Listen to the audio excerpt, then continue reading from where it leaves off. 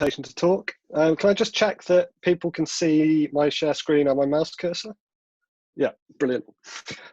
Cool. So as Dave said, we're going to be talking about numerical methods for Stokes flow, particularly along this idea of parallelization and using GPU architecture to speed up code and speed it up in a way that requires very little user input. So with all the stuff that I'm kind of going to talk to you about today, our aim is not to have the most accurate, the best solution of Stokes flow that you can ever get, but it's to give reasonably accurate, very efficient methods so that people can kind of plug and play their situation that they want to investigate and get an answer out without having to do some very, very horrendously complicated numerics. Oh, my thing's not working. Come on. There's always some tech problems. Let me try this. Okay, there we go. I now have control. So can you still see the preview screen? I can't make it full screen for some reason, but this will have to do. So we're kind of looking at locomotion problems in Stokes flow, so swimming microorganisms and doing numerical computation to kind of understand what's going on. So there are a lot of barriers to numerical computation in these sorts of problems. It can involve moving boundaries, multiple boundaries, regularly shaped geometries. They're often three-dimensional. Three-dimensional effects are often really important. Because of all these, there can be lots of significant expertise, significant setup costs. If you have to mesh surfaces, you have to have lots and lots of kind of numerical acumen to be able to set these things up. But a lot of the time, what we're really after is maybe some simulations that back up some experiments that can kind of help us understand what's going on. We want tools that we can just kind of get on with and do science. So we want things that are efficient, that are easy to use, particularly things that might be mesh-free, and I'll talk a bit more about what that means in a second. Scalable methods as well are particularly desirable. If we can go beyond kind of CPU cores where you maybe have somewhere between 4 to 6 in your laptops or maybe 10 to 20 in a workstation, to using some sort of GPU architecture or processing architecture that maybe has thousands of cores, there's real scalable potentials if we can develop methods that can exploit that. So we're going to talk a bit about that as we go through.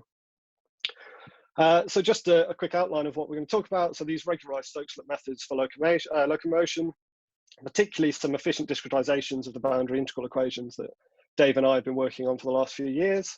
Looking forward to implementing these onto a GPU, and then we're going to look at a kind of interesting problem that we've been able to solve with this, which is how a stream of particles are entrained and carried along by a sheet of sperm swimming between a pair of boundaries.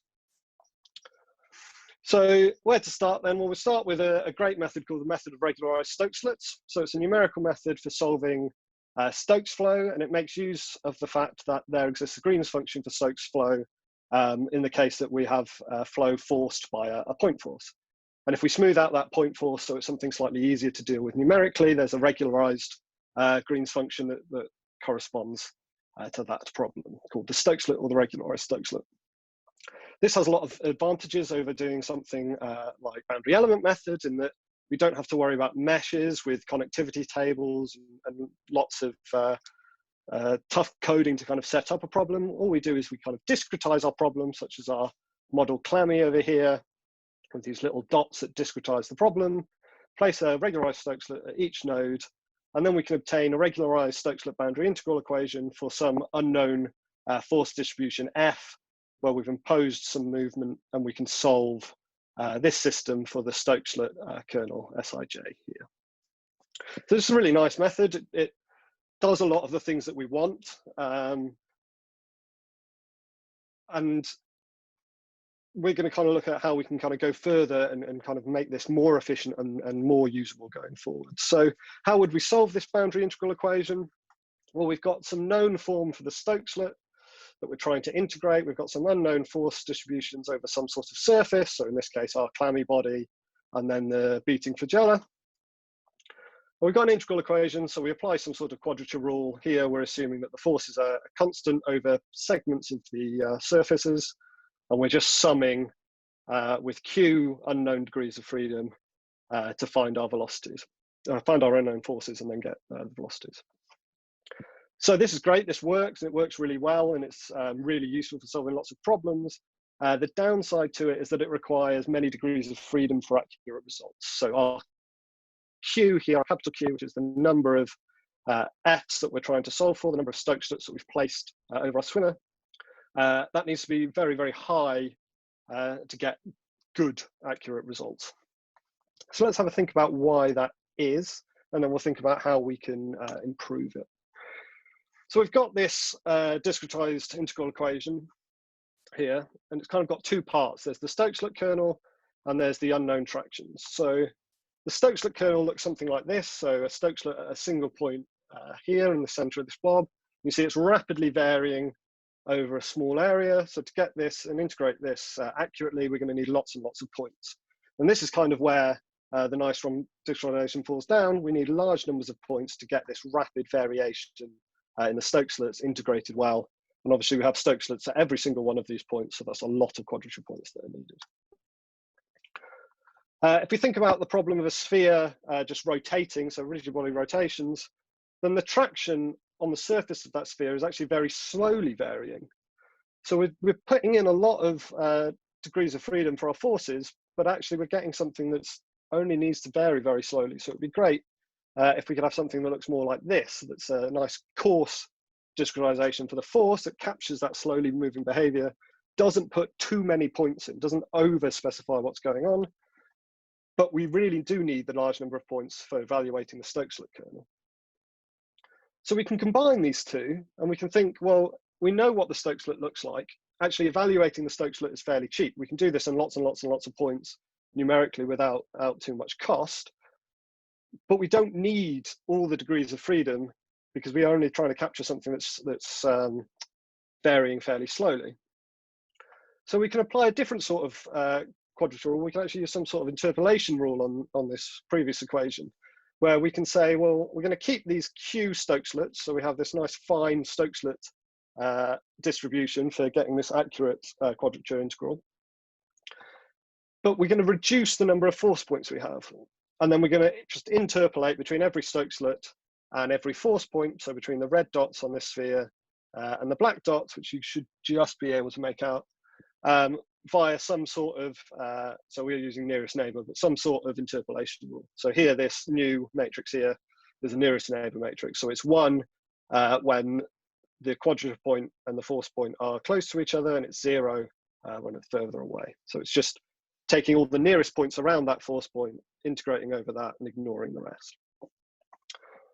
And this works really, really well. In fact, it works so well that we can reduce the number of degrees of freedom in the problem and still get greater accuracy in our solutions when compared to the classic Nyström discretization.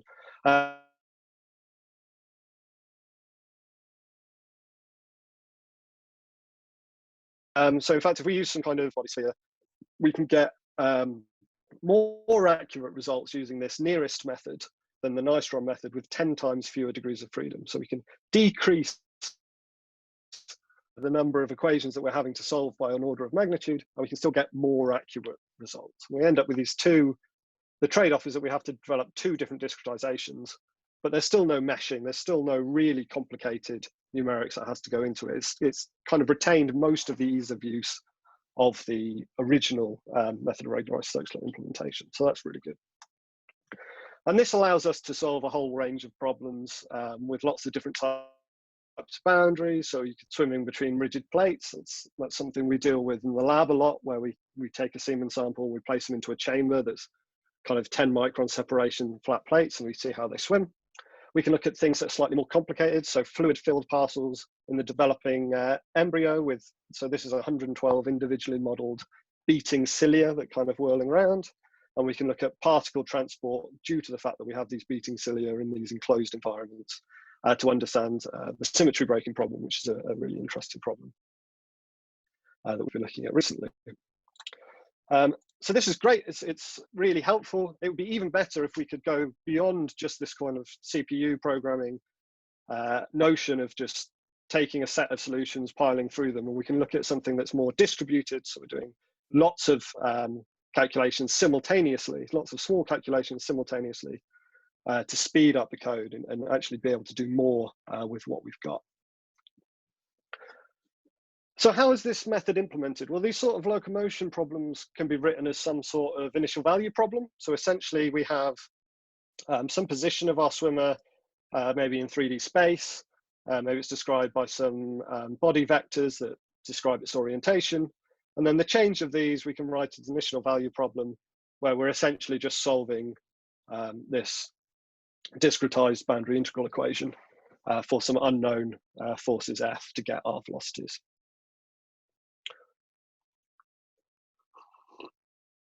And we've implemented this code in what you could think of as a kind of true MATLAB style. So it's kind of, we've got rid of all those pesky for loops and things that you might want to use in compiled languages.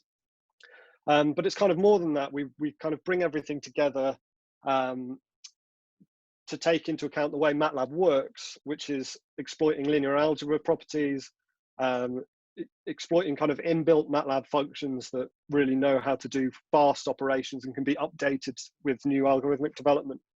So the whole code is kind of set up to take advantage of these sort of things, such as the MATLAB / linear system solve that can do a lot of very clever numerical algebra under the hood without the user really needing to worry about it. So we construct these matrix blocks using vector matrix operations, and we're combining matrix blocks to form a single linear system that we're then solving.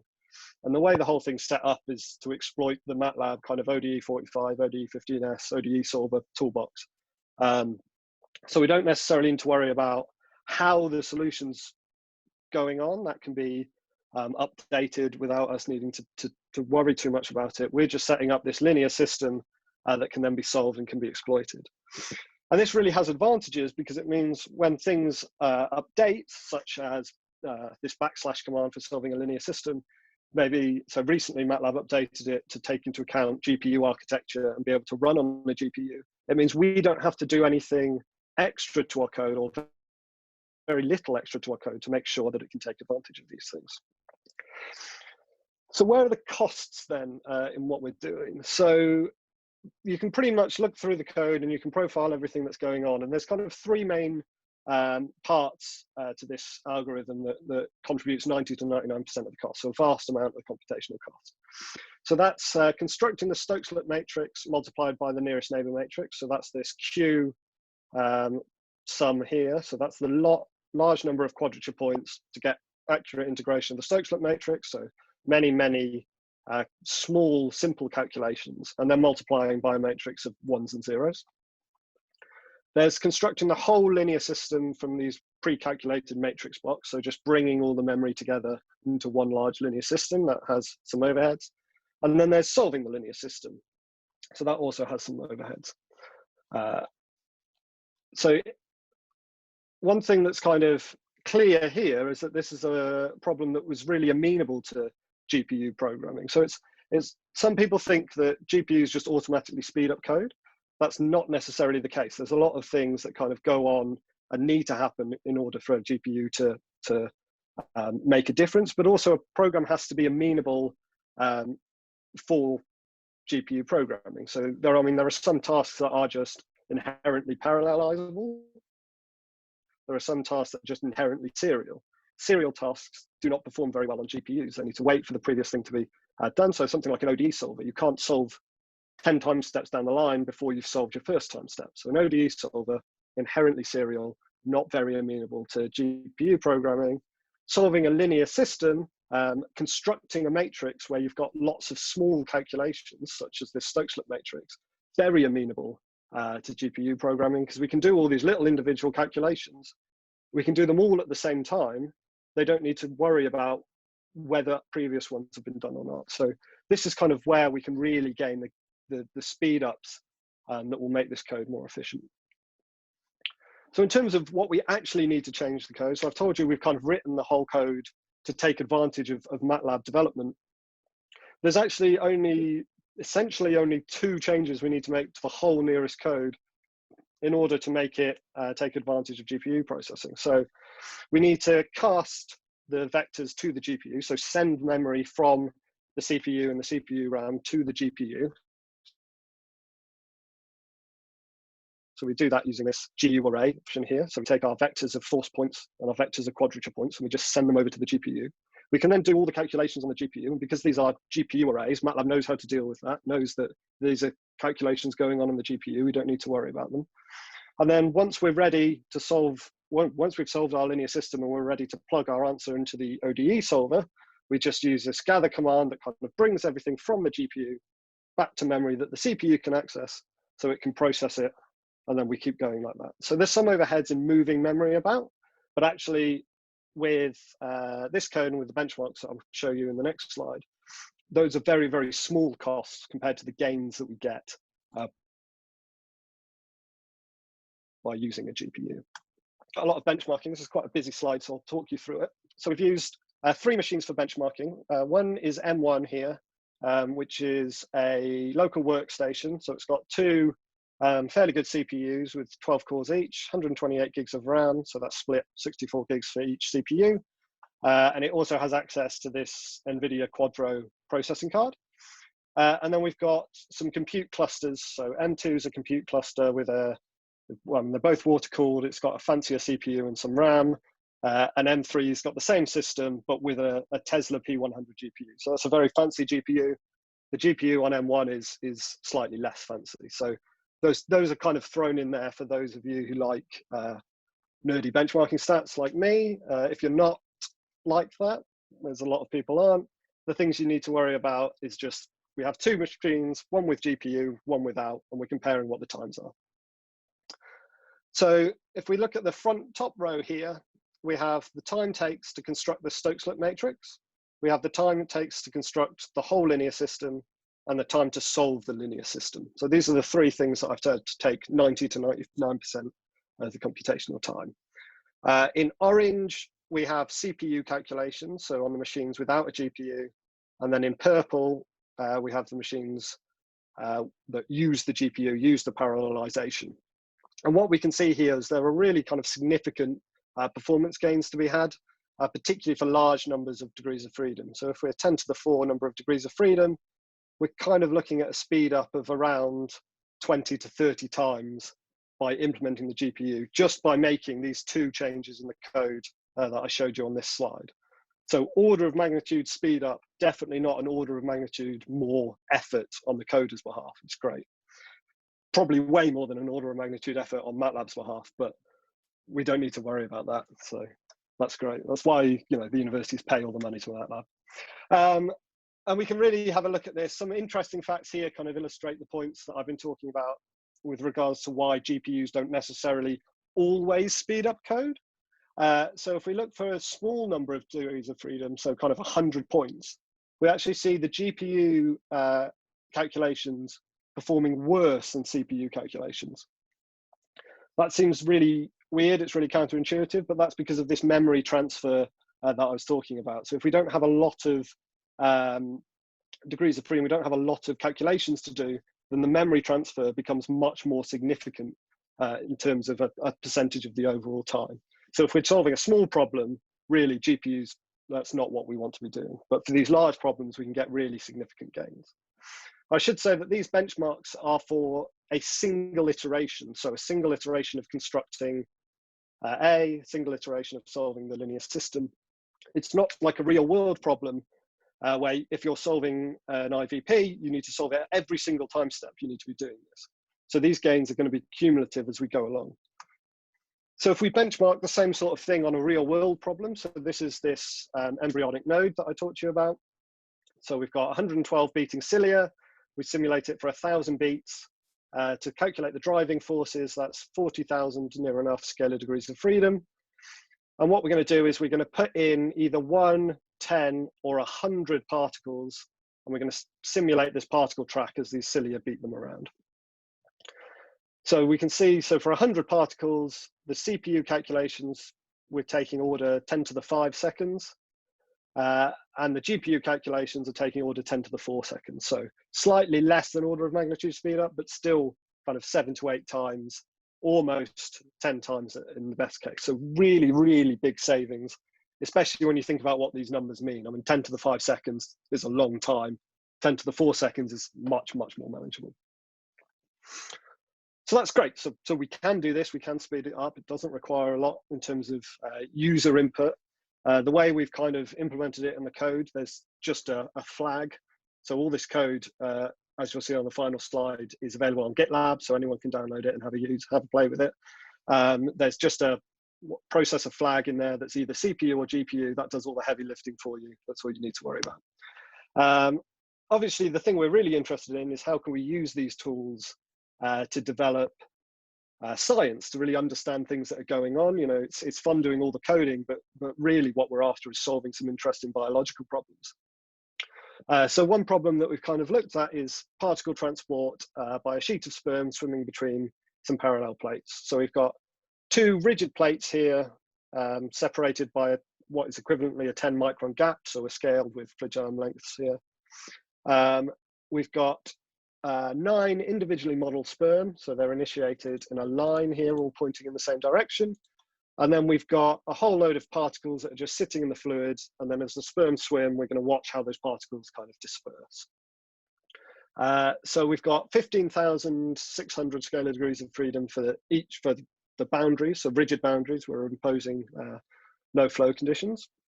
The total number of degrees of freedom for the sperm is about 2,500, and then we've got a similar number of particles, and obviously we're in 3D, so scalar degrees of freedom are 3 times the vector degrees of freedom. So total degrees of freedom in the problem is 20,000 odd.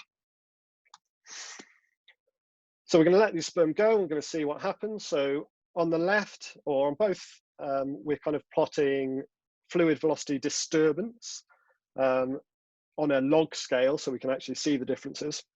So the first thing we see is that there's fluid velocity disturbance very close to the sperm, but this decays off very rapidly. And it doesn't take very long for the velocity magnitude to be very, very small away from the sperm.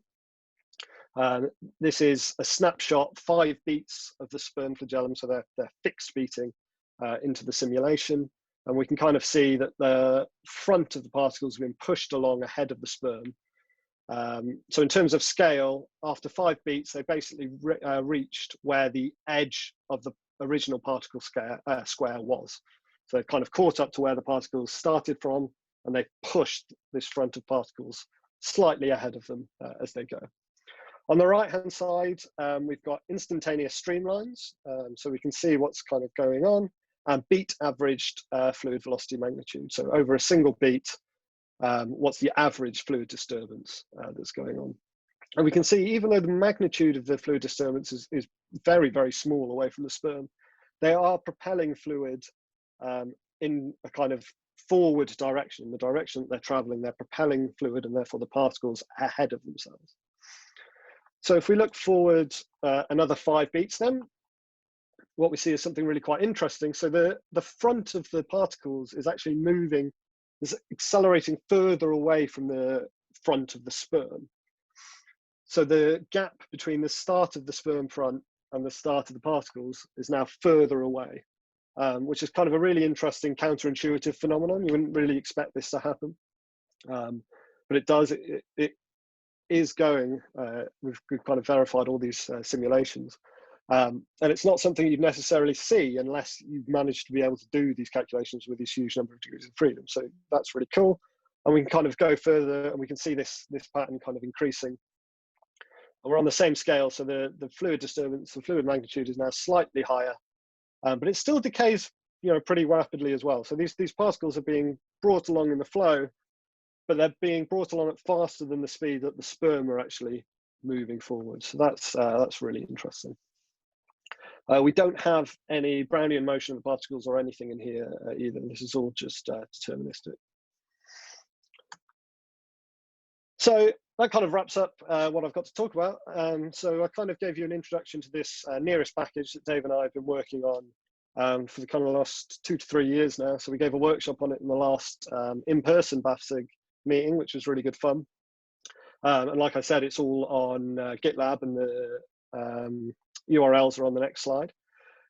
And then we've talked about this kind of passively parallel setup. So passively because the actual user change to the code is super, super small. We just have these kind of 2 or 3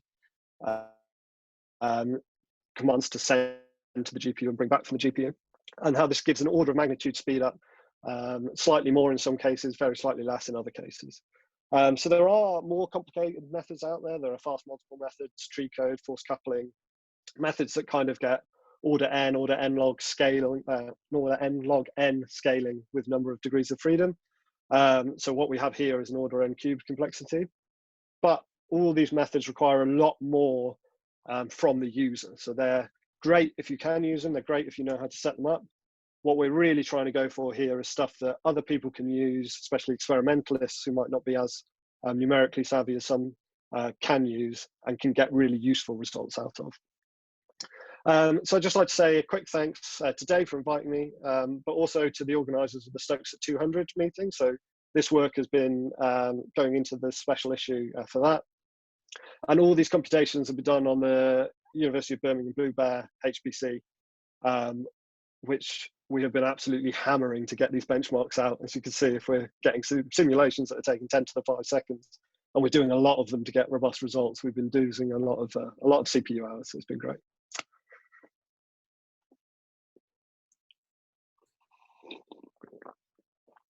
Right, so thank you, Meurig. I feel like we should do a round of applause, but yeah. So I'll stop the recording.